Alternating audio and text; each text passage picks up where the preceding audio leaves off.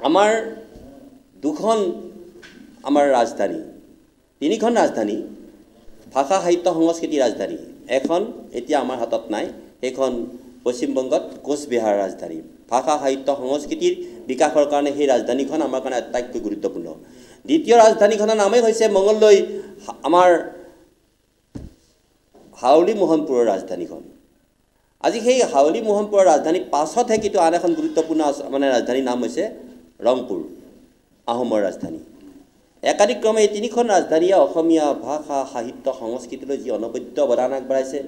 আজি আমাৰ অত্যন্ত দুখ লাগে যে আমি কোচবিহাৰখন হেৰুৱালোঁ, কিন্তু মঙলদৈখনটো আমি হেৰুওৱা নাই। আজি সেই ৰাজধানী, সেই য'ত নেকি আমাৰ পণ্ডিতসকলে বা আমাৰ বিভিন্ন ধৰণৰ একেবাৰে কোচবিহাৰৰ পৰা পণ্ডিতসকল ৰাম সৰস্বতী প্ৰমুখ্যে, গোবিন্দ মিশ্ৰ প্ৰমুখ্যে অন্যান্য পণ্ডিতসকলক মাতি আনি ইয়াত যি ধৰণে অসমীয়া ভাষা সাহিত্য সংস্কৃতিৰ চৰ্চা কৰিছিল, সেই স্থানত আজি বেদখল চলিছে। আৰু বেদখল মুক্ত কৰিবৰ কাৰণে প্ৰশাসনক মই বাৰে বাৰে কৈছোঁ, মুখ্যমন্ত্ৰী মহোদয়ৰ নিৰ্দেশ আছে।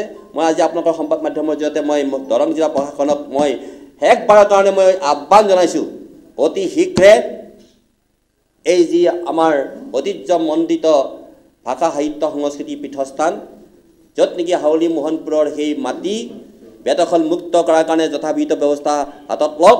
অন্যথাই কিন্তু আমি জাতীয় চেতনাৰ সেই ঐতিহ্যবাহী সেই স্থান বা সেই ঘটনাবিলাকক আমি কেতিয়াও আমি পাহৰি পেলাব নোৱাৰোঁ। মই ৰাজপৰিয়াৰ পৰিয়ালৰ হৈ আমাৰ শিৱাজাৰৰ বিধায়ক যিজনে উদ্যোগ লৈছে সেইখিনি হ'লে আমি নথৈ আনন্দিত হ'ম আমাৰ ৰাজপৰিয়ালৰ পৰা। গতিকে সেইখিনি ল'ব লাগে আৰু তাত এটা বেদখল মুক্ত হ'ব লাগে।